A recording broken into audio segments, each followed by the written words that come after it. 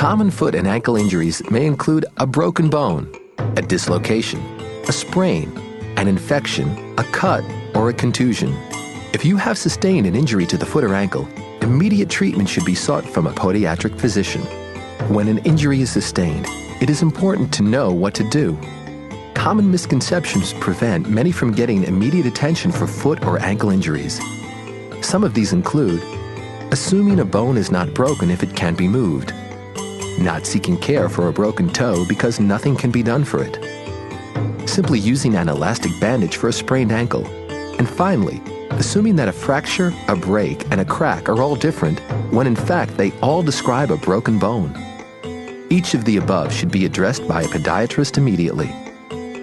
They can be serious injuries, and not taking the proper steps to care for them may result in long-term pain, improper healing, and possibly corrective measures needed to fix the improperly healed injury. If an injury has occurred to your foot or ankle, remember RICE until you can get to your podiatrist. RICE stands for rest, ice, compression, and elevation.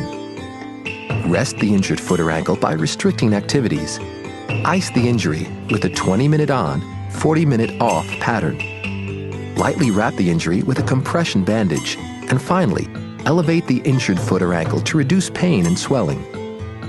If your injury is bleeding, cleanse the area well, apply pressure to stop the bleeding if possible, and cover with a clean dressing until you can see your podiatrist. If the bleeding is persistent and cannot be stopped, go to the emergency room for immediate care. Any foreign objects in the foot, such as a splinter or sliver, can be removed. However, glass or a needle should be removed by a professional. To prevent foot and ankle injuries, a patient should wear the correct shoes for the activity they are participating in. Wear supportive boots or shoes when hiking in rough terrain.